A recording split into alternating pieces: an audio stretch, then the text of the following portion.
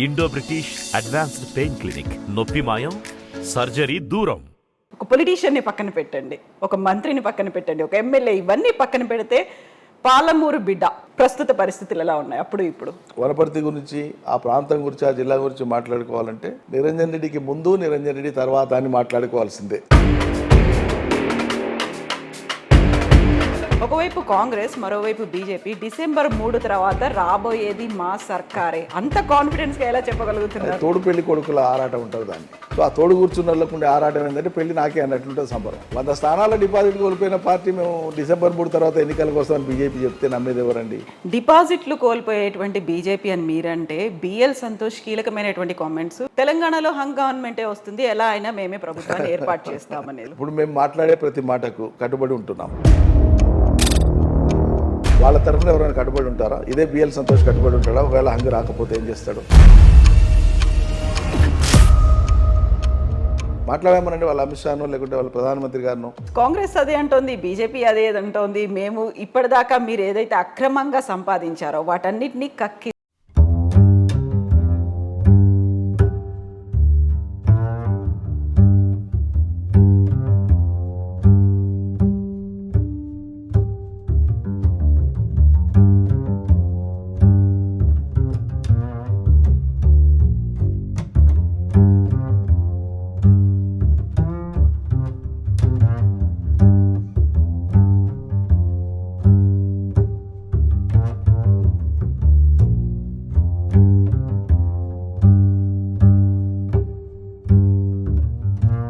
నాయకులు ఉన్నారు, ఫలితాలు సాధించిన వాళ్ళు ఉన్నారు.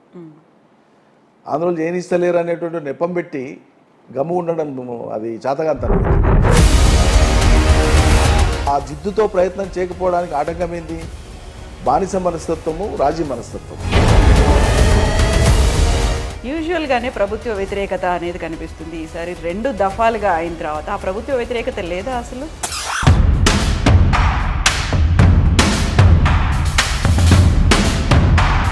ఏ హామీలను మేము ఇచ్చిన నెరవేర్చలేదు. కుటుంబ పాలన అనేది ఉంది, అవినీతి అనేది ఉంది, ప్రతి ప్రాజెక్టులో కమిషన్లు ఉన్నాయి అనేటువంటి విపక్షాల వాదన సరైనది కాదా?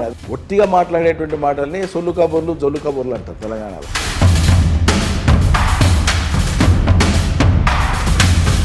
పట్టగాల్సి మీదేసేటువంటి దాన్ని ప్రజలు ఎప్పుడు పట్టించుకోరు. పాలమూరు రంగారెడ్డి అసలు పూర్తి కాకుండానే ప్రారంభం చేశారు. హడావిడిగా ఎలక్షన్స్ కోసమే మీ ఎత్తుగడ అనేటువంటి ఆరోపణలు కూడా ఉన్నాయి. వాళ్ళకి అవగాహన లేదు.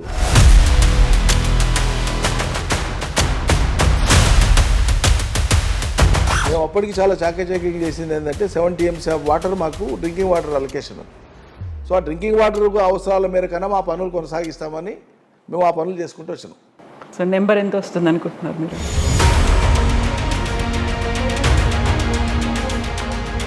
కేసీఆర్ ఒకసారి మైదానంలోకి దూకి ఆయన ప్రచారం మొదలుపెట్టిన తర్వాత డెఫినెట్గా స్వింగ్ ఎప్పుడు కేసీఆర్కే ఉంటుంది. నమస్తే, నేను Kavitha. Welcome to I dream news. Telangana రాష్ట్ర ప్రభుత్వంలో వ్యవసాయ శాఖ మంత్రిగా బాధ్యతలు నిర్వహిస్తున్నప్పటికీ పాలమూరు ప్రజలు మాత్రం ఆయన్ని ప్రేమగా, ఆప్యాయతతో నీళ్ల నిరంజన్ రెడ్డిగా పిలుస్తుంటారు. ఎస్, ప్రస్తుతం మనం ఉన్నాము వ్యవసాయ శాఖ మంత్రి సింగిరెడ్డి నిరంజన్ రెడ్డి గారితో. నిరంజన్ రెడ్డి గారు, నమస్కారం అండి. నమస్తే అండి. సో ఫస్ట్ నేను దాంతోనే స్టార్ట్ చేస్తాను. నీళ్ల నిరంజన్ రెడ్డి, సింగిరెడ్డి నిరంజన్ రెడ్డి, వ్యవసాయ శాఖ మంత్రి నిరంజన్ రెడ్డి, ఇలా పిలవడంలో మీకు ఏదంటే మోస్ట్ ఇంట్రెస్టింగ్ థింగ్, లేకుంటే ఇష్టమైన థింగ్ అంటే ఏం చెప్తారు మీరు? అంటే సహజంగానే ప్రజలు తాము మెచ్చి ఇచ్చినటువంటి పేరు, తాము మెచ్చి పిలుస్తున్నటువంటి పేరు, ప్రేమగా పిలుస్తున్నటువంటి పేరే ఇష్టం సహజంగా. ఎందుకంటే అది మామూలుగా యాదృచ్ఛికంగా జరిగేటువంటిది కాదు. ఎంతో పట్టుదలతో, ఎంతో కృషి చేసి సుదీర్ఘకాలం, నా రాజకీయ జీవిత ప్రారంభం నుంచి కూడా నా వాదనలు, ప్రతివాదనలు, నా పని, ప్రతి మాట ఎక్కడ మాట్లాడినా, ఏ వేదిక మీద మాట్లాడినా 35 ఏళ్ల నుంచి కృష్ణానది నీళ్లతోనే ప్రారంభించిన ఎప్పుడు మాట్లాడినా. సో బహుశా దాని పరంపరలో తెలంగాణ ఉద్యమానికి నీటి ప్రాధాన్యత అంటే నీరే ప్రధానమైనటువంటి ఒక అంశం. సాగునీరు, తాగునీరు, మనం ఎంచుకున్నటువంటి నీళ్లు, నిధులు, నియామకాలలో అదే ట్యాగ్ లైన్. కాబట్టి అక్కడి నుంచి మొదలు పెడితే తెలంగాణ ఉద్యమము, దాని యొక్క విస్తృత ప్రచారము, భావజాలము, అంతిమంగా రాష్ట్ర సాధన తర్వాత ఈ రాష్ట్ర ప్రభుత్వం తలకెత్తుకున్నటువంటి అతి భారీ ప్రాజెక్టులు, దాంట్లో పాలమూరు రంగారెడ్డి ప్రాజెక్టు, పెండింగ్ ప్రాజెక్టుల పూర్తి, ఇవన్నీ వెరసి నీటి చుట్టే మొత్తం ఆందోళన అంతా. కాబట్టే దాన్ని సాకారం చేసిన ప్రతి సందర్భంలో కూడా ప్రజలు దాన్ని దగ్గర నుంచి చూసి గమనించినారు. అంటే ఎన్ని కష్టాలు పడితే, ఎన్ని తిప్పలు పడితే, ఎంత బాధపడితే, ఎంత శ్రమిస్తే ఈ నీళ్ళు వచ్చినాయి కదా అనేది ప్రజల అనుభవంలో ఉంది. సో ఈ చేసిన కృషి మనం ఆశించింది కాదు, ఫలితం సహజంగా రావాల్సిందే. కానీ ప్రజలు వాళ్ళకి జరిగినటువంటి మేలు దాన్ని దృష్టిలో పెట్టుకొని వాళ్ళుగా ఇచ్చినటువంటి కితాబ్ ఇది. సో ఇప్పుడు 35 ఏళ్ళుగా మీరు వ్యవసాయంతో పాటుగా రాజకీయం ఇవన్నీ చూస్తున్నప్పటికీ, న్యాయవాదిగా చూస్తున్నప్పటికీ కూడా అంతకు ముందు నుంచి పాలమూరు పరిస్థితులు అంటే ఏంటో మీకు తెలుసు. అక్కడి నుంచే వచ్చిన వ్యక్తిగా అప్పటికి ఇప్పటికీ ఉన్నటువంటి పరిస్థితులను ఒకసారి చూసుకుంటే, ఒక పొలిటీషియన్ని పక్కన పెట్టండి, ఒక మంత్రిని పక్కన పెట్టండి, ఒక ఎమ్మెల్యే, ఇవన్నీ పక్కన పెడితే పాలమూరు బిడ్డ ప్రస్తుత పరిస్థితులు ఎలా ఉన్నాయి అప్పుడు ఇప్పుడు? ఇది మా జీవితకాలంలో, అంటే మేము యువకులుగా ఉన్నప్పుడు ప్రారంభించినటువంటి అంశాలు, లేదా ప్రశ్నించిన అంశాలు, నినదించిన అంశాలు, పోరాడిన అంశాలు మా జీవితకాలంలో మా తరంలోనే ఇవి సాకల్యమవుతాయనేటువంటిది మాకు కొంత నమ్మశక్యంగా లేకుండే. అవుతుంది అని తెలుసు, కానీ అయ్యే వరకు మా తరంలోనే అవుతుందా అనేటువంటి ఒక సంశయం ఉండేది. కానీ మా తరంలోనే కావడం అనేటువంటిది అది అమితానందమైనటువంటి విషయం, జీవితానికి ఇచ్చినటువంటి అతి గొప్ప తృప్తి. అంటే ఏ బీడు భూములలో మేము సంచరిస్తూ, బీడు భూములలో నడయాడుతూ, ఏ ప్రజల అంశాల గురించి మాట్లాడుతూ వచ్చినామో అవన్నీ వాళ్ళ ఆకుపచ్చని పంట పొలాలు అయిపోయి, సస్యశ్యామలం అయిపోయి, ఎక్కడ చూసినా నీళ్ళు అయిపోయి, ఎక్కడ చూసినా పంటలు అయిపోయి, ప్రజల మోమున చిరునవ్వు అనేటువంటిది, ఒక ఆత్మవిశ్వాసం ప్రజల్లో అనేటువంటిది ఈ జీవితానికి ధన్యం అనిపిస్తుంది. So being a MLA, Wanaparthy ఎమ్మెల్యేగా మీరు ఉన్నప్పుడు మీరు చూపించిన మార్క్, లేకపోతే మీరు అక్కడ సాధించినటువంటి మార్పు అంటే ఏం చెప్తారు? అంటే నేను వ్యక్తిగత కాంక్షకో వ్యక్తిగత కీర్తికో నేను ఏనాడు పాకులాడలే. నా నైజం కూడా అది కాదు, నేను నమ్మే సిద్ధాంతం కూడా అది కాదు. ఒక నాయకుడు కానీ, ఒక ప్రతినిధి కానీ ప్రజల్లోంచి పుట్టుకురావాలి, ప్రజల అవసరాల మేరకు పనిచేయాలి, ప్రజలే ఆ నాయకుడిని నడిపిస్తారు. ప్రజల విశ్వాస నిశ్వాసాలు, వాళ్ళ ఆలోచన ధోరణి నాయకుడి యొక్క ఆలోచన ధోరణిగా ఉంటేనే అది కలిసిపోతుంది.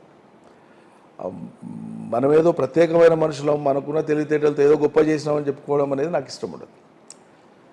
ఏ ప్రజల అంశాలని, ఏ మౌలిక అంశాలని లేవనెత్తినానో నేను జీవిత పర్యంతం ఇప్పటిదాకా, విద్యార్థి నాయకుడి నుంచి మొదలు పెడితే న్యాయవాదిగా, రాజకీయవాదిగా, తెలంగాణవాదిగా, ఎమ్మెల్యేగా, మంత్రిగా, అవే అంశాల పరిష్కారం కోసం ఒక చిత్తశుద్ధితో, ఒక నమ్మిన విశ్వాసానికి కట్టుబడి పనిచేసుకుంటూ వచ్చినాం. కాబట్టి ఇవాళ ఒకటి మనం ఒక సుదీర్ఘ లక్ష్యం పెట్టుకొని, ఆ లక్ష్యం ప్రజల కోసం మేలు జరగాలని తలంచి నిజంగా చిత్తశుద్ధితో పనిచేస్తే దాని ఫలితం వస్తుంది అనేది ఒకటి రూఢి అయింది నా జీవిత దీంట్లో, అనుభవంలో. తర్వాత మునుపటికి ఇప్పటికీ అంటే ఈ బేరీజు వేసుకొని చెప్పడం కంటే కూడా ప్రజలు మాట్లాడుకునే మాటనే మళ్ళీ నేను చెప్తున్నా. వనపర్తి గురించి, ఆ ప్రాంతం గురించి, ఆ జిల్లా గురించి మాట్లాడుకోవాలంటే ఒక శకం నిరంజన్ రెడ్డికి ముందు, నిరంజన్ రెడ్డి తర్వాత అని మాట్లాడుకోవాల్సిందే, అంతే తప్ప ఇంకా కంపారిజన్ లేదు, కంపారిజనే లేదు, నో కంపారిజన్ ఎట్ ఆల్. నాకంటే ముందు, నేను వచ్చిన తర్వాత, వాట్ ఈజ్ లైఫ్, ప్రజలేంది, ప్రజల స్థితిగతులు ఏంది, అక్కడ ఒనగూరిన మేలేంది, జరిగిన అభివృద్ధి ఏంది, జరుగుతున్న సంక్షేమం ఏంది, వచ్చిన ఫలితాలు ఏంది, కొట్టొచ్చినట్లు కనిపించేటువంటిది. దీనికి కంపారిజను, గతం ఇట్లుండే దానికంటే ఎక్కువ ఇది మాట్లాడాల్సిన అవసరమే ఉత్పన్నం కాదు. That is the change. అది నేను చేయగలిగినటువంటిది. దానికి ప్రజల సహకారం, అండదండలు, అన్ని సందర్భాల్లో ప్రజలు ఎంతో ఉత్తేజంగా నన్ను నడిపించినారు. అంటే వాళ్లకు ఆ వేవ్ లెంత్ అర్థమైపోయింది. అంటే ఈయన ప్రజల అంశాలు తప్ప ఇతర అంశాల గురించి దృష్టి పెట్టడు, అవి ఆయన మనసులో కూడా పోవు. అంతిమంగా ప్రతిదీ ఏం మాట్లాడినా, ఏం పని చేసినా విశ్వాస నిశ్వాసాలు అంతా ప్రజలే కేంద్ర బిందువు అనేటువంటి ఆ వేవ్ లెంత్ ప్రజలకు 100% అర్థమైంది. కొంత రాజకీయ క్షేత్రంలో ఏముంటుందంటే, మనకు ప్రజలకు మధ్యలో ఉండేటువంటి నా యంత్రాంగం కావచ్చు, నా శ్రేయోభిలాషులు కావచ్చు, పార్టీ శ్రేణులు కావచ్చు, వీళ్ళు కొన్ని సందర్భాల్లో కొంత గ్యాప్ ఫీల్ అయ్యే అవకాశం ఉంటుంది. ప్రజలు కేంద్ర బిందువుగా చేసేటప్పుడు మధ్యలో కార్యకర్తలు దాన్ని ఓన్ చేసుకుంటే అది కూడా వాళ్ళకు ఓన్ అవుతుంది. కొన్నిసార్లు ఓన్ చేసుకునే పరిస్థితి ఉంటుంది. అందరూ ఒకే భావజాలంతో ఉండరు, అందరూ ఒకే చిత్తశుద్ధితో ఉండరు. ప్రజల బాగుతో పాటు తమ బాగు కోరుకునే వాళ్ళు ఉంటారు. ప్రజలు బాగుపడకపోని మేము బాగుపడ్డామా లేదని కోరుకునే వాళ్ళు ఉంటారు. సో ఎవరి నేపథ్యం ఎవరెవరి ఆలోచన సరళిని బట్టి వాళ్ళ అభిప్రాయాలు ఉంటాయి. కానీ ప్రజలు అట్లా ఉండరు. అబ్జర్వ్ చేస్తుంటారు. ప్రజలు చాలా క్షుణ్ణంగా పరిశీలిస్తారు. మా బడి వచ్చిందా లేదా, మా వైద్యం వచ్చిందా లేదా, మా రోడ్ అయిందా లేదా, మా కరెంట్ వచ్చిందా లేదా, మా నీళ్ళు వచ్చినాయా లేదా, మా పిల్లలకు మంచి చదువులు వచ్చినాయా లేదా, మా జీవితం మునుపటికంటే ఇప్పుడు బాగుపడిందా లేదా, మా ప్రాంతం ఓవరాల్గా మంచిగా అయిందా లేదా, ఇవి చూస్తారు. అది వాళ్ళకి 100% అక్కడ సాటిస్ఫాక్షన్ ఉంటుంది. ఇప్పుడు సపోజ్ నా కోసమే పనిచేసేటువంటి వేలాది మంది సైన్యం ఉంటుంది. అందరూ ఒకే వేవ్లెంత్తో ఉండరు సహజంగానే. అక్కడ కొంత డెఫినెట్గా మనకు గ్యాప్ ఉంటుంది. దాన్ని పాలిటిక్స్ కాబట్టి, రాజకీయం కాబట్టి దాన్ని సరి చేసుకుంటూ పోవాల్సి ఉంటుంది. సో ఇప్పుడు పాలిటిక్స్ అని చెప్పింది మీతో ఉన్నటువంటి అనుచరులు కావచ్చు, మీతో ఉన్నటువంటి కార్యకర్తల మధ్యలో ఉన్నటువంటి గ్యాప్, దాన్ని ఎట్లాగో మీరు ఫిల్ చేసుకుంటారు, ఆ ప్యాచప్ అనేది ఎలా చేస్తుంటారు అనేది ఇది ఒక ఎత్తు అయితే, ప్రతిపక్షాలు చేసేటువంటి ఆరోపణలు ఉంటాయి, వాళ్ళు చేసేటువంటి రాజకీయాలు ఉంటాయి, వాళ్ళ అభివృద్ధి పనులకు అడ్డం పడుతున్నారా లేకుంటే మీరు చేసేటువంటి దాంట్లో లోపాలు ఏమైనా ఎత్తి చూపుతున్నారా అనుకున్నప్పుడు వాటిని ఎలా ఓవర్కమ్ అవుతారు అసలు? అంటే ఏదైనా నేను ఎప్పుడైనా ఒక వాదన నేను వినిపించినా, ఒక వాదనకు జవాబు చెప్పినా, ఆధార సహితమైన సహేతుకమైన సద్విమర్శ ఏదున్నా కూడా నేను స్వీకరిస్తాను. నిజంగా ఒక మామూలు మనిషి ఏదైనా చెప్తే కూడా నేను సరిదిద్దుకోవడానికి అనుక్షణం సిద్ధంగా ఉంటాను. నాకేం భేషజాలు లేవు. నేను ఇంతకుముందు చెప్పినట్లు వ్యక్తిగత ప్రతిష్ట కోసం, వ్యక్తిగత కీర్తి కోసం నేను పనిచేస్తలేను. నేను ఒక చాలా లుక్రేటివ్ ప్రాక్టీస్ ఉన్నటువంటి రోరింగ్ ప్రాక్టీస్ ఉన్న అడ్వకేట్. నేను తెలంగాణ ఉద్యమానికి వచ్చినాడు అవన్నీ పక్కకు పెట్టి వచ్చినాడు. 10 మంది జూనియర్లు, చాలా పెద్ద ఎస్టాబ్లిష్మెంట్ నాకు, లోకానికంతా తెలుసు. నన్ను రాజకీయంగా విభేదించి రాజకీయంగా నాపై విమర్శలు చేసేవాళ్ళు సైతం అంగీకరించే అంశం అది, నా న్యాయవాద ప్రతిభ గురించి. సో అది అంశం కాదు. సహజంగానే రాజకీయాలలో ఏముంటుందంటే ఈర్ష్యాద్వేషాలు ఉంటాయి. నిజంగా అవతలి వాళ్ళు చేసిన పని గొప్ప పని అయితే ఇది మంచిది అని చెప్పేటువంటి ఆ సహృదయత ఇవాళ చాలా తక్కువ మందికి ఉంది రాష్ట్ర రాజకీయాల్లో, దేశ రాజకీయాలలో. పార్టీ ఏదైనా ఒక ప్రజాప్రతినిధి లేదా ఒక నాయకుడు ఇతని వల్ల ఈ ప్రాంతానికి ఈ మేలు జరిగిందంటే రాజకీయాలకు, విశ్వాసాలకు, పార్టీలకు అతీతంగా ఎవరైనా ఇది మంచి అని నిజంగానే అభినందిస్తే వాళ్ళు గొప్పోళ్ళు. అటువంటి వాళ్ళు కరువైన సమాజంలో. కాబట్టి నేను ప్రజలనే కేంద్ర బిందువుగా చూస్తాను ఎప్పుడైనా. నేను చేసిన పనికి ప్రజలు కితాబిస్తుందా లేదా నాకు ముఖ్యం, కానీ అకారణంగా ద్వేషించే విపక్ష నాయకుల యొక్క మాటల్ని నేను ఖాతరే చేయను, అసలు పట్టించుకొని కూడా పట్టించుకోను. సో విపక్షాల గురించి మాట్లాడుకుంటున్నప్పుడు వనపర్తి గురించి, విపక్షాలు చేసినటువంటి కామెంట్లను గురించి కూడా మనం మాట్లాడుకోవాల్సిన అవసరం ఉంటుంది. గతంలో తెలంగాణలో పర్టికులర్గా పాలమూరు వెనకబడలేదు, పాలమూరును వెనకబడ్డ వారు పరిపాలించడం వల్లే వెనకబడింది అనేటువంటి కామెంట్లు కూడా వినిపించాయి. నిజమే అంటారా? దీంట్లో 2 పార్శ్వాలు ఉన్నాయి కవిత గారు. ఒకటేంటంటే సమైక్య రాష్ట్రంలో ఒక విధానపరంగానే ఆంధ్ర పరిపాలకులు, వలస పాలకులు ఒక పద్ధతి ప్రకారంగానే మన ప్రాంతానికి అన్యాయం చేసిన అనేది అది రూఢి అయినటువంటి చరిత్ర, మన ముందున్న చరిత్ర అది దాంట్లో ఏమీ దాపరికం లేదు. అదే క్రమంలో ఏంటంటే అట్లా అని మొత్తం బదనాం వాళ్ళ మీద వేసేసి మనం నిష్క్రియాపరత్వంతో ఉండకూడదు కదా. సో తెలంగాణ సమాజంలో జరిగింది ఏంటంటే, నా అబ్జర్వేషన్ చెప్తున్నా, ఒక సోషల్ యాక్టివిస్ట్గా చెప్తున్నా ఈ మాట. సమైక్య రాష్ట్రంలో ఉంటున్నప్పటికీ కూడా తమ ప్రాంతాలకు మేలు జరగడం కోసం పట్టుబట్టి సాధించి జిద్దుబట్టి చేసినటువంటి నాయకులు ఉన్నారు, ఫలితాలు సాధించిన వాళ్ళు ఉన్నారు. ఆంధ్రలో జయనిస్తలేరు అనేటువంటి నెపం పెట్టి గమ్ము ఉండడం అది చాతగాంతనం అవుతుంది. అన్నీ సాధించకపోవచ్చు, కానీ నీ పట్టుదల, నీ కృషి ఉండాలి కదా. అక్కడ ఫలితం వస్తుంది రాదు, వాళ్ళు ఇస్తారు ఇవ్వరు, మన వంతు ప్రయత్నం అయితే ఉండాలి కదా. సో ఆ జిద్దుతో ప్రయత్నం చేయకపోవడానికి ఆటంకం ఏంది? బానిస మనస్తత్వము, రాజీ మనస్తత్వం. మేము కొట్లాడితేనంటే వాళ్ళు మమ్మల్ని ఏడ దూరం చేస్తారు, ఈసారి గట్టెడితే మళ్ళీసారి ఏడ టికెట్ ఇయ్యారు అనేటువంటి ఇదే కదా తెలంగాణ సమాజాన్ని పట్టి పీడించింది. కాబట్టి ఏం జరిగిందంటే ఒక జిద్దుగా తీసుకొని ఏదైనా సాధించేటువంటి విషయంలో వాళ్ళు ఆయా పార్టీల నాయకులు, ఆయా ప్రభుత్వాలు ఉన్నప్పుడు ఇది చేసి తీరాలనేటువంటి ఆ జిద్దు సంకల్పం చాలా తక్కువ మంది చూపించారు. అలాంటి తెలుగుదేశంలో కానీ కాంగ్రెస్లో లేరానని నేను బొత్తిగా, కొద్దిమంది చాలా జిద్దుగా తీసుకొని చేసినారు కాబట్టి ఆయన నియోజకవర్గాల్లో పనులు అయినాయి. ఇప్పుడు పనులు బొత్తి కాలేదా అనలేదు. తెలంగాణ వచ్చే కంటే ముందు కొన్ని నియోజకవర్గాలు ఎగ్జాంపులర్గా పనులు జరిగినాయి. సిద్దిపేటలో జరగలేదా? తెలంగాణ ఉద్యమానికి వచ్చేటప్పటికి కేసీఆర్ తన నియోజకవర్గాన్ని అద్భుతంగా అభివృద్ధి చేయలేదా? చేసిండ్రు కదా. మరి ఎందుకు చేసిండ్రు? ఆ పట్టుదల ఉంది కాబట్టి చేసిండ్రు. జానారెడ్డి గారు కూడా ఆయన కాన్స్టిట్యూన్సీ బ్రహ్మాండంగా అభివృద్ధి చేసింది, దాంట్లో మనం వేరే పార్టీ అని అట్లా చెప్పడానికి లేదు. ఉత్తమ్ కుమార్ రెడ్డి కూడా గతంలో చేసిండు, మాట చెప్తున్నాను నేను. కొన్ని నియోజకవర్గాల్లో రాష్ట్ర వ్యాప్తంగా తెలంగాణ వ్యాప్తంగా అక్కడక్కడ పట్టుదల ఉన్న వాళ్ళు కొంత ప్రత్యేకంగా శ్రద్ధ పెట్టి చేసారు. కానీ వాళ్ళకి ఏంటంటే ఎప్పుడు ఒక మీమాంస, మేము ఏదన్నా ఒక పరిధి దాటి గట్టిగా మాట్లాడితే మా రాజకీయ భవిష్యత్తు, మా ఉనికి ప్రశ్నార్థకం అవుతుంది అనేది వాళ్ళని ఎప్పుడూ హంట్ చేసేది. సో వ్యక్తిగతంగా అభిప్రాయాలు కూడా చెప్పలేనటువంటి చెప్పలేని అశక్తత అది అది వెంటాడుతూ వచ్చింది తెలంగాణ సమాజాన్ని, తెలంగాణ రాజకీయ నాయకత్వాన్ని. అందుకే వ్యక్తిగతమైన నిందలు మేము ఎప్పుడు వేయలే. అందుకే ఫలానోళ్ళు మీ టైంలో మీరు చేయలేని వ్యక్తిగత నిందలు వేయలే, పార్టీల పరంగా మాట్లాడినాము. ఈ ఈ ఈ స్థితి మనకు ఉండే దాన్ని అధిగమించే ప్రయత్నం చేయండి అని చెప్పినాం ఆనాడు హెచ్చరించేటప్పుడు కూడా. ఎట్లా రేపు తెలంగాణ వస్తుంది, ఆ మోకరిల్లడం ఎందుకు, గట్టిగా మాట్లాడండి ఇప్పుడు అని చెప్పినాం. కిరణ్ కుమార్ రెడ్డి టైంలోనైనా రాజశేఖర రెడ్డి టైంలోనైనా అదే చెప్పినాం మనం. ఆయన అభివృద్ధి చేస్తే తెలంగాణ పక్క పోతుందని ఆయన మాట్లాడుతుంటే దానికి ఎందుకు జవాబు ఇయ్యరు? అభివృద్ధి జరగని, కానీ మా తెలంగాణ అయితే మాకు కావాలి, మన పార్టీ ఇచ్చింది కదా మాట, చేసి తీరాలి, ఇంకోసారి మీరు అట్లా మాట్లాడకండి, మేము తెలంగాణ ప్రాంతం ఎమ్మెల్యేలుగా మేము కోరుతున్నామని ఒక్కడైనా మాట్లాడాలి కదా, మాట్లాడలే. సో అది అలుసైపోతుంది. సో ఇప్పుడు మన పార్టీ ఇచ్చింది కదా అనే భావన కాంగ్రెస్ వాళ్ళలో లేదు అంటే ఇప్పుడు అదే భావంతో కాంగ్రెస్ వాళ్ళు ముందుకు వెళ్ళాలి అనేది అనుకుంటున్నారు. మీరు ఎంత తెచ్చాం మేము అని చెప్పినప్పుడు కూడా నా అసెస్మెంట్ అయితే కాంగ్రెస్ ప్రస్తుత భారతదేశ రాజకీయ వ్యవస్థలో ఇట్స్ అన్ అబ్సల్యూట్ కాలం చెల్లిపోయినటువంటిది.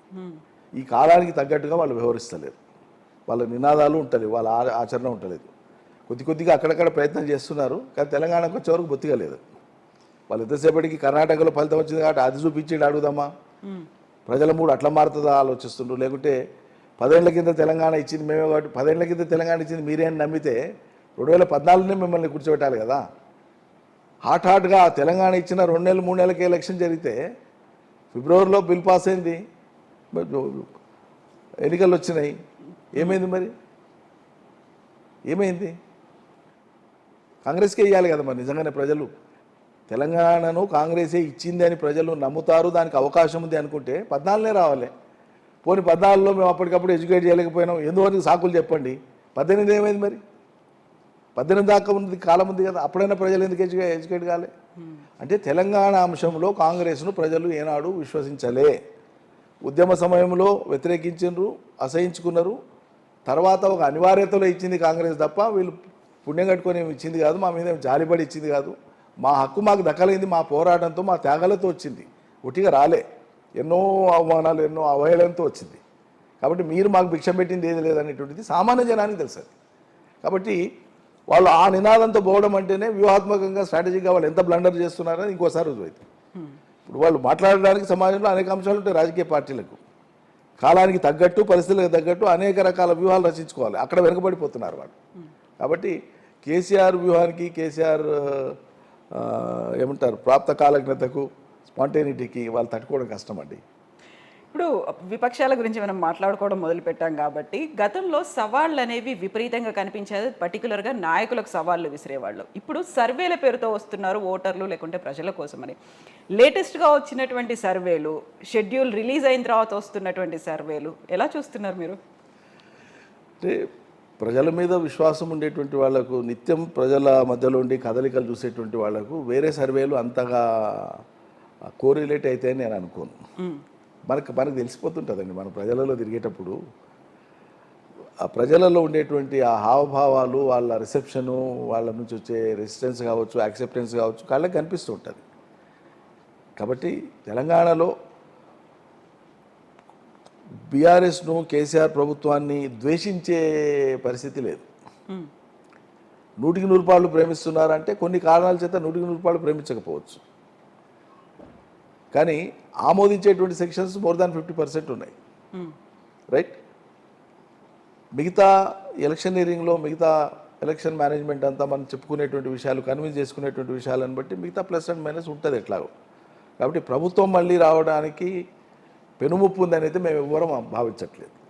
చాలా కాన్ఫిడెంట్గా ఉన్నాం. డెఫినెట్గా బీఆర్ఎస్ ప్రభుత్వం వస్తుంది. యూజువల్గానే ప్రభుత్వ వ్యతిరేకత అనేది కనిపిస్తుంది. ఈసారి 2 దఫాలుగా అయిన తర్వాత ఆ ప్రభుత్వ వ్యతిరేకత లేదా అసలు? అంటే పర్ఫార్మెన్స్ని బట్టి ఉంటుంది. ప్రభుత్వ వ్యతిరేకత అనేది ఒక రెగ్యులర్ స్లోగన్, ఒక రెగ్యులర్ ఫినామినల్ స్టేట్మెంట్. అది 2 సార్లు 3 సార్లు ఒకసారి అయింది కాబట్టి ఆటోమేటిక్గా ప్రభుత్వానికి వ్యతిరేకత వస్తుంది. దానికి లాజిక్ లేదు. ఎందుకుంటుంది అని చెప్తే లాజిక్ ఎందుకుంటుంది? పవర్ మిస్యూజ్ అయితే, లేదా ఇచ్చిన హామీలు నెరవేర్చకపోతే, లేదా విఫలమైనని ప్రజలు భావిస్తే కొంత వ్యతిరేకత వచ్చే అవకాశం ఉంటుంది, లేదా ఎక్కువ వ్యతిరేకత వచ్చే అవకాశం ఉంటుంది.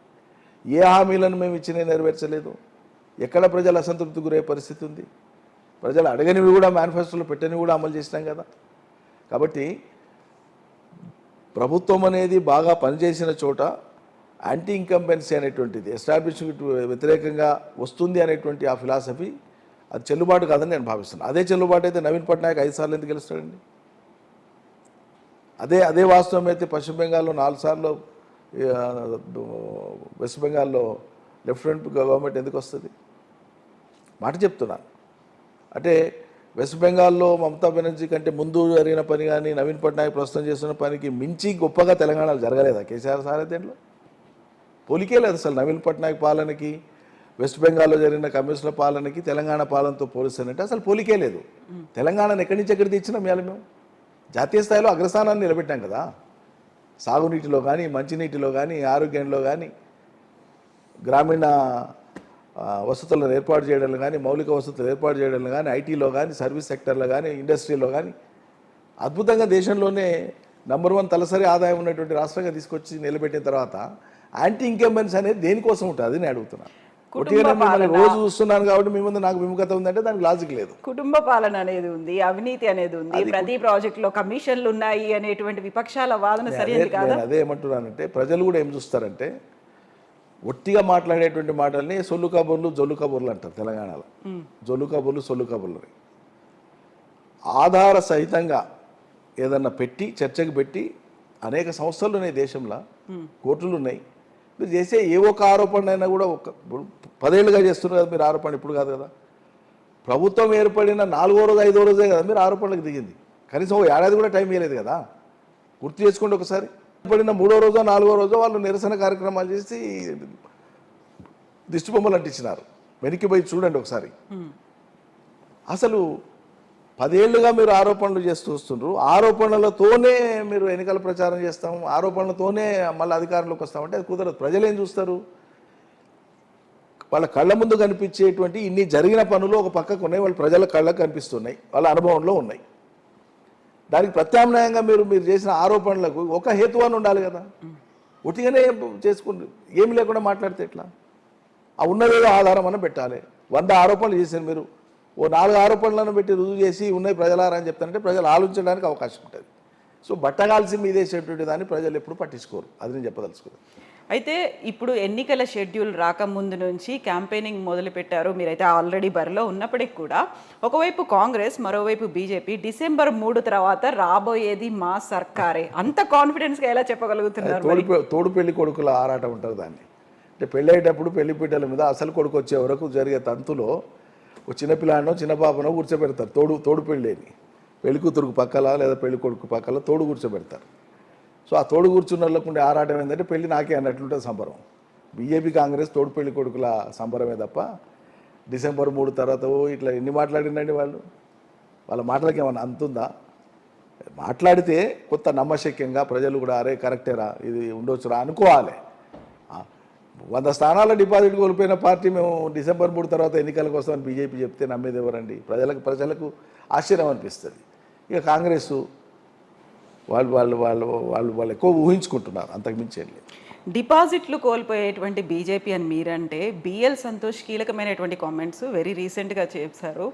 తెలంగాణలో హంగ్ గవర్నమెంటే వస్తుంది, ఎలా అయినా మేమే ప్రభుత్వాన్ని ఏర్పాటు చేస్తామనేది.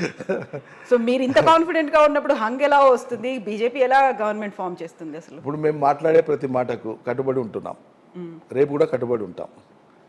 వాళ్ళ తరఫున ఎవరైనా కట్టుబడి ఉంటారా? ఇదే బిఎల్ సంతోష్ కట్టుబడి ఉంటాడా? ఒకవేళ హంగ్ రాకపోతే ఏం చేస్తాడు? మాట్లాడాలి, అది కూడా చెప్పాలి కదా వాళ్ళు. మేము ధీమాగా చెప్తున్నాం హంగ్ వస్తుందని, ఒకవేళ రాకపోతే ఇది మా అని ఒక స్టేట్మెంట్ ఇవ్వాలి కదా. ఒకటిని మాట్లాడి వదిలేస్తే ఎట్లా? మాట్లాడామనండి వాళ్ళ అమిత్ షానో లేకుంటే వాళ్ళ ప్రధానమంత్రి గారినో. BL Santosh only party representative ఆయన. బట్ గవర్నమెంట్ వాళ్ళు పెద్దల్ని మాట్లాడమనండి, ప్రభుత్వాలను నడిపే పెద్దల్ని మాట్లాడమనండి. 20 స్థానాలు వచ్చినప్పటికీ మేమే ప్రభుత్వాన్ని ఏర్పాటు 20 కాదు, పక్కల 0 తీసేయండి వాళ్ళకి వచ్చేది అంతే. వస్తే ఇస్తే 2 పక్కల 0 తీసేస్తే వచ్చేది అంతే, అంతకంటే వాళ్ళ సీన్ లేదండి. అది నేను వాళ్ళ ఒక రాజకీయ పార్టీని చిన్న చేసే ప్రయత్నం చేస్తలేను. తెలంగాణ ఈ మిశ్రమ సంస్కృతిలో దక్షిణ భారతదేశంలో తెలంగాణకు ఉండేటువంటి కొన్ని ప్రత్యేకతలు ఉన్నాయి. అది వాళ్ళు ఏనాడు కూడా అర్థం చేసుకుంటలేరు. అర్థమైనా వాళ్ళు అర్థం కానట్లు వాళ్ళ బలవంతపు ప్రయోగాన్ని తెలంగాణలో చేస్తున్నారు బీజేపీ వాళ్ళు. ఇది ఉత్తర భారతదేశం కాదు. తెల్లారితే పొద్దుముక్కితే ఈ పక్కకు కచ్చు, ఆ పక్కకు పాకిస్తాన్, ఇంకో పక్కకు ఇంకొకటి చూపించి ప్రజలు రెచ్చగొట్టడానికి. తెలంగాణకు దీనికి ఒక ప్రాతిపదిక ఉంది. ఇక్కడ విశ్వాసాలకు ఒక ప్రాతిపదిక ఉంది. ఇక్కడి ప్రజలు ఒట్టిగానే ఏదంటే అది నమ్మరు. ఇక్కడ ప్రజలకు ఉన్న విశ్వాసాలు చాలా బలమైనవి. బీజేపీ విశ్వాసాల కంటే, బీజేపీ రెచ్చగొట్టే విశ్వాసాల కంటే తెలంగాణ ప్రజలకు ఉన్న విశ్వాసాలు చాలా గొప్పవి. అవేంటి? ఇదో సమ్మిళిత సంస్కృతి. ప్రజలు కలిసిమెలిసి బతికిన వందల సంవత్సరాల చరిత్ర ఉంది తెలంగాణ ప్రజల ఆధునిక చరిత్ర. గ్రామాల్లో వావి వరుస అంటే వరుసలు పెట్టి కులాలకు అతీతంగా పిలుచుకొని బ్రాహ్మణులు, బీసీలు దళితులు బొసీలు వరుసలు పెట్టుకొని పిలుచుకునే సంస్కృతి.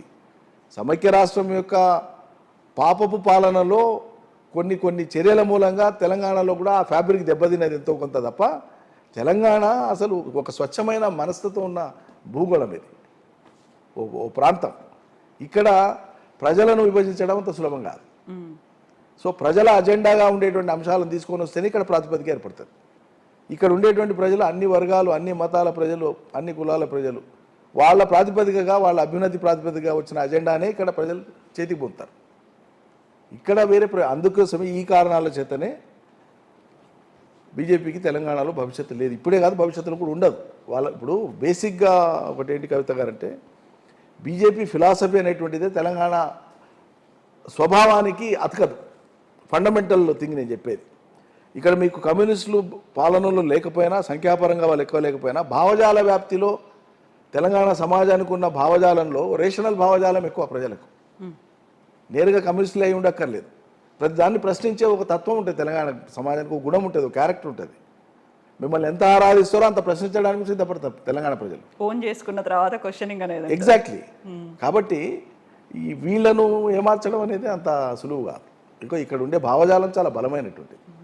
సో కాంగ్రెస్ పార్టీ కూడా అదే నినాదంతో ఉంది, డిసెంబర్ 3 తర్వాత మా ప్రభుత్వమే వస్తుంది. ఈ వెరీ రీసెంట్గా 6 నెలల కాలంలో తెలంగాణ ప్రభుత్వం, బీఆర్ఎస్ గవర్నమెంట్ ప్రవేశపెట్టినటువంటి పథకాలకు సంబంధించి రివ్యూ అనేది చేస్తాము, ఎంత అవకతవకలు ఉన్నాయో వాటన్నిటినీ మేము బయటికి వెళ్ళగక్కుతాము అనేది బయటికి తీసుకొస్తాం. ప్రభుత్వం వచ్చినాక అంత దూరం ఎందుకంటే, మీకు నిజంగానే మీకు ఏదైనా ఉంటుందంటే ఇవాళనే మొదలు పెట్టవచ్చు కదా. There are constitutional bodies in the country కదా.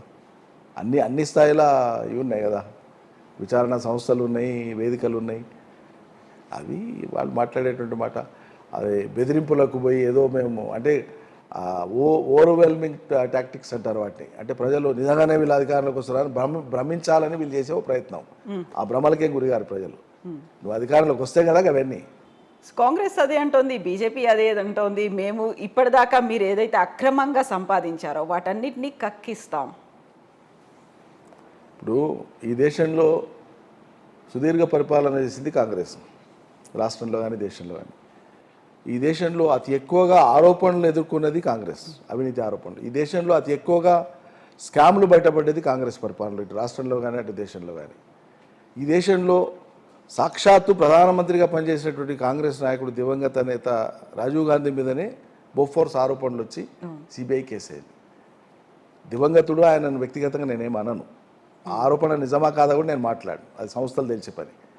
కాబట్టి కాంగ్రెస్ పార్టీ మీద వచ్చినటువంటి ఆరోపణలు ప్రపంచ రాజకీయ చరిత్రలో ఏ రాజకీయ పార్టీ మీద కూడా రాలే, అంత ఎక్కువ వచ్చినాయి.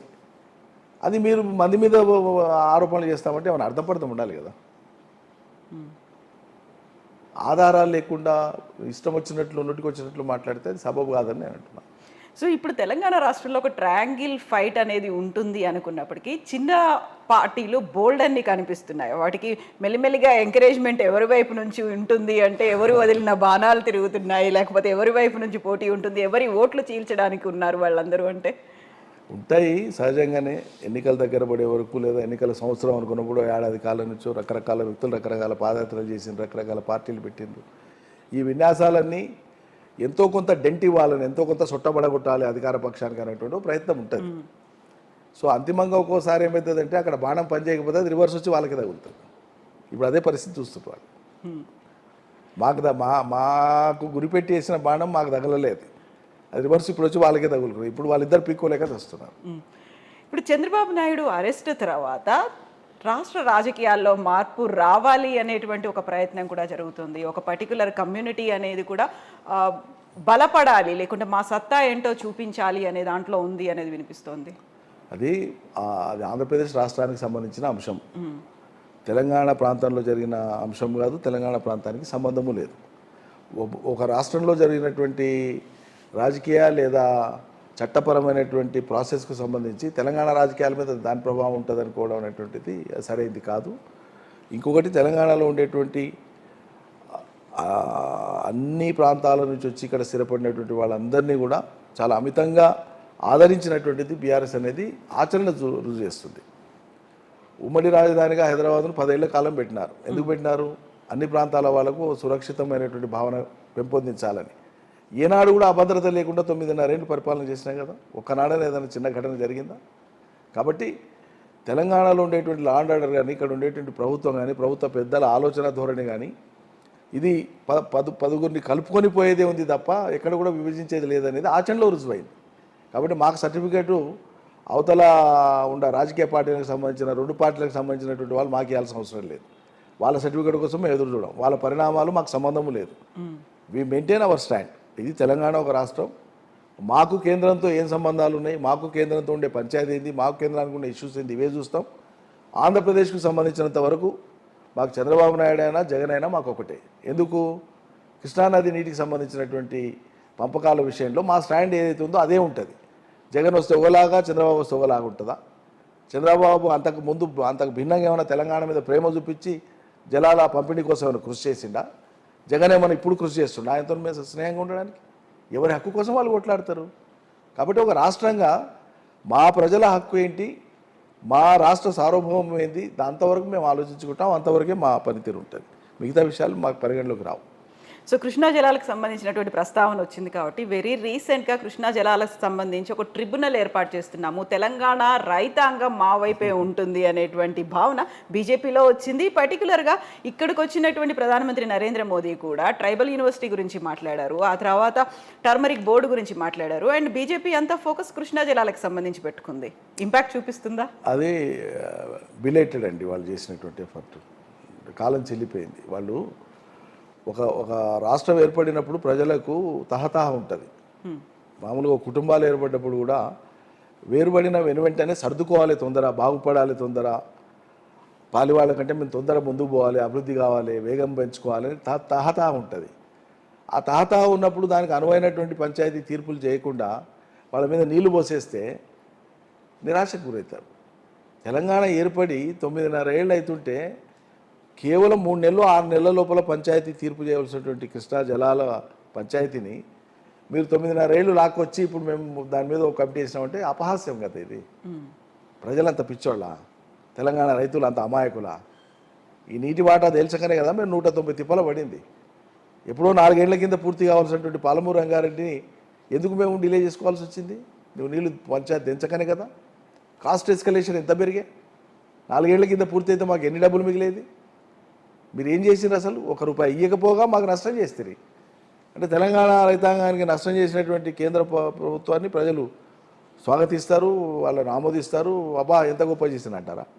అందుకే మోడీ గారి పర్యటన కానీ, పర్యటన సందర్భంగా వారు ఇచ్చిన స్టేట్మెంట్లు కానీ, వారి మాటలు కానీ తెలంగాణ ప్రజలు పరిగణలోకి తీసుకోలే.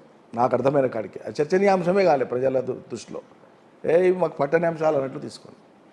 పాలమూరు రంగారెడ్డి అసలు పూర్తి కాకుండానే ప్రారంభం చేశారు. హడావిడిగా ఎలక్షన్స్ కోసమే మీ ఎత్తుగడ అనేటువంటి ఆరోపణలు కూడా ఉన్నాయి. వాళ్ళకి అవగాహన లేదు. ఒక ప్రాజెక్ట్ పర్టికులర్గా లిఫ్ట్ ఇరిగేషన్ ప్రాజెక్టు ఫంక్షనింగ్ ఎట్టుంటుంది అనే దాని మీద వాళ్ళకి అవగాహన లేదు. లిఫ్ట్ ఇరిగేషన్ ఫంక్షనింగ్ జరగడానికి అనువుగా ఉండాల్సినటువంటి ఏంటివి? పంప్ హౌజు, సర్జిపోలు కంప్లీటెడ్. నీళ్లు ఎత్తి పైకి పోస్తే నిల్వ ఉండడానికి అవసరమైన రిజర్వాయర్ కంప్లీటెడ్. ఒక రిజర్వాయర్ నుంచి ఇంకో రిజర్వాయర్ ప్రయాణం చేయాలంటే ఆ లెవెల్స్ని బట్టి టనల్ అయితే టనల్, ఓపెన్ కెనాల్ అయితే ఓపెన్ కెనాల్ కంప్లీటెడ్. అక్కడి నుంచి ఇంకో రిజర్వాయర్ సేమ్ సిస్టమ్, అది కంప్లీటెడ్. మిగిలిందేంటి? ఎలక్ట్రో మెకానికల్ వర్క్స్ ఏవైతే ఉంటాయో, పంపులు కూర్చోబెట్టడం, ఒక సర్జిపూల్, ఒక పంప్ హౌస్ దగ్గర ఈ ఎలక్ట్రో మెకానికల్ వర్క్స్ అని ఒకే రోజు 5 పంపులు తీసుకుపోయి 10 పంపులు తీసుకుపోయి ఇట్లా డంప్ చేసి కూర్చోబెట్టడానికి రాదు. ఒక పంపు తర్వాత ఒక పంపు ఎరెక్షన్ జరుగుతుంది. ఇట్లా 4 పంపుల ఎరెక్షన్ అయిపోయింది ఆల్రెడీ. అవుట్ ఆఫ్ 9 పంప్స్, ఒక చోట 9, ఒక చోట 8, ఒక చోట 10 పంపులు ఉంటాయి. లిఫ్ట్ యొక్క కెపాసిటీని బట్టి పంపుల నంబర్ ఉంటుంది. సో ఈ ఎలక్ట్రోమెకానికల్ వర్క్స్కి సంబంధించిన ఎరెక్షన్స్ అన్నీ కూడా వీటిని కాన్సిక్వెన్షియల్ వర్క్స్ అంటారు. ఒక పని తర్వాత ఒక పని జరగవలసి ఉంటుంది, హడావుడిగా చేయడానికి రాదు. ఇవి చేసుకుంటూ వస్తున్నాం. ఇవి గతంలో పూర్తి చేసుకోవాల్సింది ఎప్పుడో. మీ నీటి వాటా తేల్చని కారణంగానే కోర్టులలో కేసులు వేసి ట్రిబ్యునల్ నుంచి, కేంద్రం నుంచి, గ్రీన్ ట్రిబ్యునల్ నుంచి రకరకాల అవతరాలు, రకరకాల స్టేలు వస్తే మేము అప్పటికి చాలా చాకచక్యంగా చేసింది ఏంటంటే 70 TMC ఆఫ్ వాటర్ మాకు డ్రింకింగ్ వాటర్ అలొకేషన్ ఉంది.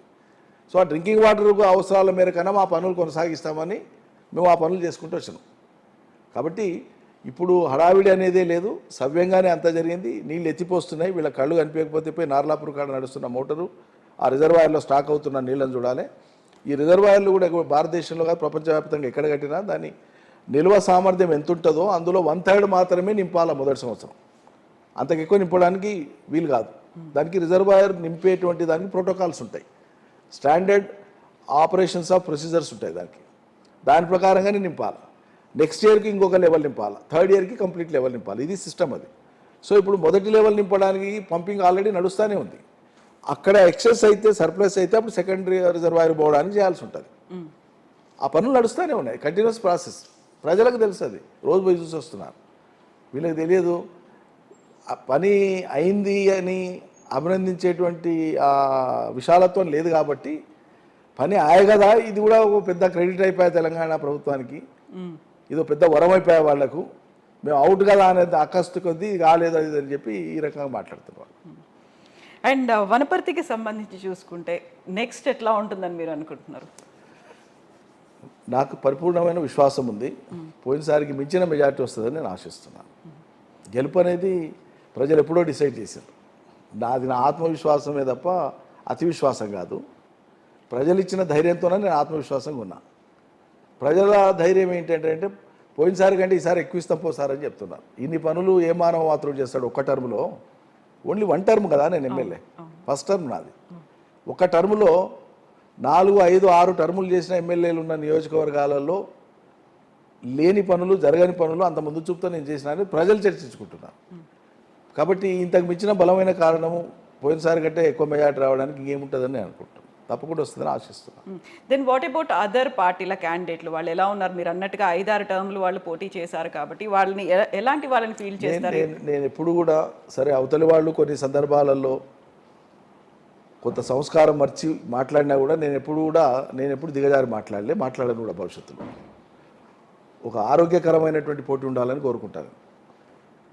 మనం ప్రజారంగంలో ఉన్నదే నిజంగానే ప్రజల కోసం అయినప్పుడు ఆ వ్యక్తిగత పాకులాట, వ్యక్తిగతమైనటువంటి ఈర్ష్యాద్వేషాలు, ఆ పంచాయతీలు ఎందుకు, ఏం అవసరం ఉంది? What best you can do for the people, you do it and prove it. Let the people decide it. నువ్వు చేసేది ఏదో చెప్పి ప్రజలు నిర్ణయించండి.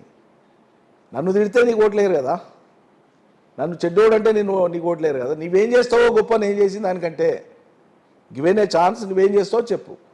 మరి గతంలో చాలాసార్లు అవకాశం ఇచ్చారు, ఏం చేసినావు ఒక చెప్పు. ఇదే నా సిద్ధాంతం. కాబట్టి అవతలి పార్టీ నుంచి ఎవరు అభ్యర్థుంటారని నేను ఎన్నడూ ఆలోచించాను. ఇది ఏకగ్రీవ ఎన్నిక కాదు, శాసనసభ ఎన్నిక. ఎవరు పోటీగా ఉంటారు, ఎవరైనా ఉండండి, పోటీలో ఎవరు ఉండాలని నేను ఆలోచించాను.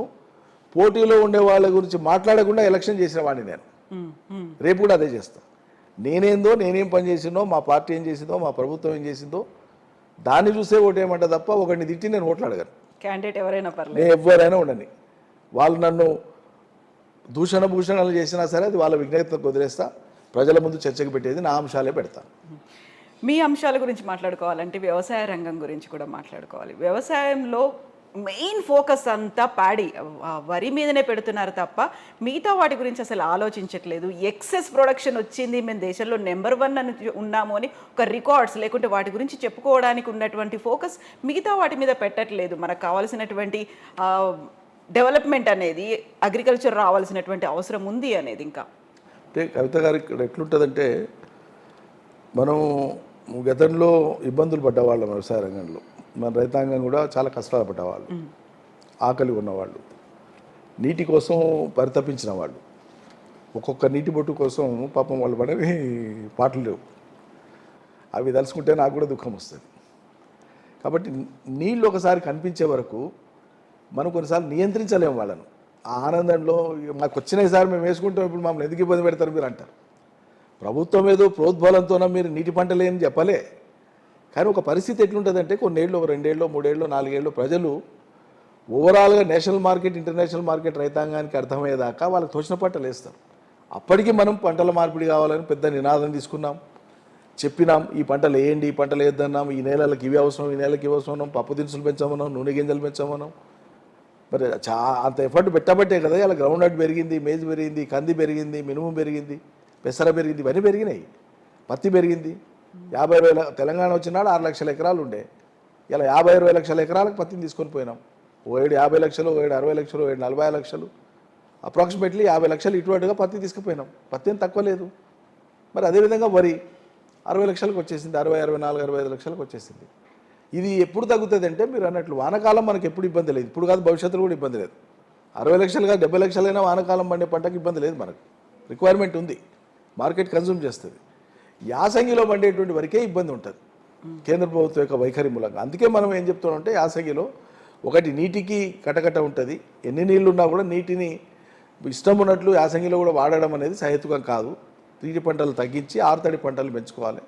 సో గ్రౌండ్ నట్ కానీ ఇతర వేసుకోవాలి. వీటితో పాటు ఆయిల్ పామ్ పెంచుకోవాలను. మరి 40 ఏళ్లలో 39,000 ఉన్నటువంటి ఆయిల్ పామ్ ఇలా 1,96,000 వెళ్ళిపోయింది. 1,96,000 ఎకరాలలో ఆయిల్ పామ్ పంట సాగు చేయడం అంటే మామూలు విషయం కాదు కదా. ఇది రాబోయే రోజులలో ఎవ్రీ ఇయర్ పెరుగుతూనే ఉంటుంది. Every month 1,000 acres, every day 600 to 1,000 acres on an average plantation అయితే ఉంది ఇప్పుడు రాష్ట్రంలో. ఇది కంటిన్యూ అవుతుంది. మీరు ఇప్పుడు ఒక మాట అన్నారు, కరువు ఉన్న పరిస్థితులు, ఆ ప్రాంతము నీళ్లు లేని రోజులు చూసిన తర్వాత ఒకేసారి నీళ్ళు వచ్చేసరికి ఆ పట్టరాని ఆనందం అనేది, when you are interacting with them, ఆ రైతులతో కలిసినప్పుడు ఆ ఆనందాన్ని చూసినప్పుడు మీ పర్సనల్ ఎమోషన్ చాలా చాలా చాలా ఆనందం. అంటే ఇక వెలకట్టలేని ఆనందం అది. అది చెప్పుకోలేనంత ఆనందం ఉంటుంది. ఒకనాడు చెప్పుకోలేని బాధ ఇవాళ చెప్పుకోలేనంత ఆనందం. అటు నుంచి ఇటు